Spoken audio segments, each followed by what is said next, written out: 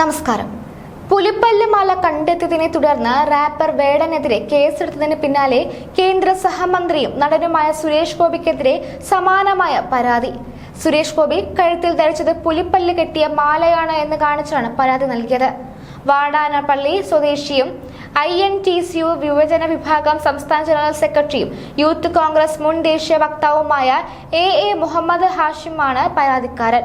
പുലിപ്പല്ല് മാല ധരിച്ചു നടക്കുന്ന സുരേഷ് ഗോപിയുടെ ദൃശ്യങ്ങൾ സഹിതം സംസ്ഥാന പോലീസ് മേധാവിക്കാണ് ഹാഷിം പരാതി നൽകിയത്. സുരേഷ് ഗോപി ചെയ്തത് വൈൽഡ് ലൈഫ് പ്രൊട്ടക്ഷൻ ആക്ടിന്റെ ലംഘനമാണെന്ന് പരാതിയിൽ ആരോപിക്കുന്നു. പുലിപ്പല്ല് മാല എങ്ങനെ ലഭിച്ചത് സുരേഷ് ഗോപി വ്യക്തമാക്കണം. നിയമം സംരക്ഷിക്കാൻ സത്യപ്രതിജ്ഞ ചെയ്ത് അധികാരമേറ്റ സുരേഷ് ഗോപിയുടെ നിയമലംഘനം ഭരണഘടനാ ലംഘനവും ഗുരുതരമായ കൃത്യവിലോപനവുമാണെന്ന് പരാതിക്കാരൻ ആരോപിച്ചു. പുലിപ്പല്ല് മാല കണ്ടെത്തിയതിനെ തുടർന്ന് ചൊവ്വാഴ്ചയാണ് വേടൻ എന്നറിയപ്പെടുന്ന ഹിരൺദാസ് മുരളിക്കെതിരെ വനം വകുപ്പ് കേസെടുത്തത്. മൃഗവേട്ട ഉൾപ്പെടെയുള്ള വകുപ്പുകളാണ് വേടനെതിരെ ചുമത്തിയത്. നിലവിൽ ഇയാൾ വനം വകുപ്പിന്റെ കസ്റ്റഡിയിലാണ്. കഴിഞ്ഞ ദിവസം തൃപ്പൂണിത്തുറയിലെ ഫ്ളാറ്റിൽ കഞ്ചാവ് ഉപയോഗിക്കുന്നതിനിടെയാണ് വേടനെയും ഒപ്പമുണ്ടായിരുന്ന 8 പേരെയും പോലീസ് പിടികൂടിയത്. ഫ്ളാറ്റിൽ നിന്ന് 6 ഗ്രാം കഞ്ചാവും പിടിച്ചെടുത്തിരുന്നു. ഇതിനിടെയാണ് വേടൻ ധരിച്ചിരുന്ന മാലയിലെ പുലിപ്പല്ല് പോലീസിന്റെ ശ്രദ്ധയിൽപ്പെട്ടത്. തുടർന്ന് വനം വകുപ്പിന് വിവരം അറിയിച്ചു. പരിശോധനയിൽ ഇത് പുലിപ്പല്ലാണെന്ന് സ്ഥിരീകരിച്ചതോടെയാണ് വേടനെതിരെ മൃഗവേട്ട ഉൾപ്പെടെയുള്ള വകുപ്പുകൾ ചുമത്തി വനം വകുപ്പ് കേസെടുത്തത്.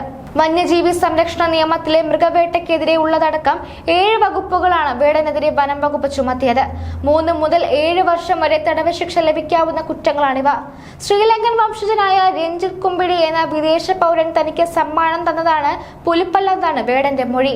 ഇത് യഥാർത്ഥ പുലിപ്പല്ലാണെന്ന് അറിയില്ലായിരുന്നുവെന്നും തൃശൂരിലെ ഒരു ജ്വല്ലറിയിൽ വെച്ചാണ് ഇത് രൂപമാറ്റം വരുത്തി മാലയ്ക്കൊപ്പം ചേർത്തതെന്നും വേടൻ വനം വകുപ്പിനോട് പറഞ്ഞു.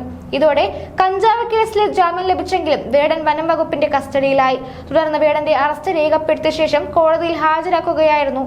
തമിഴ്നാട്ടിലെ ആരാധകരാണ് പുലിപ്പല്ല് സമ്മാനിച്ചതെന്നാണ് വേടന്റെ മൊഴി. ഈ ആരാധകരിൽ രഞ്ജിത്ത് എന്നയാളെ മാത്രമാണ് തനിക്ക് പരിചയമുള്ളതെന്നും വേടൻ പറഞ്ഞിരുന്നു. വ്യക്തികൾ തങ്ങളുടെ കൈവശമുള്ള വന്യജീവി അവയവങ്ങൾ ചീഫ് വൈൽഡ് ലൈഫ് വാർഡനെ അറിയിച്ച് വേണ്ട നടപടികളിലേക്ക് കടക്കണമെന്നതാണ് 1972 വന്യജീവി സംരക്ഷണ നിയമത്തിലെ വകുപ്പ് 40 പറയുന്നത്.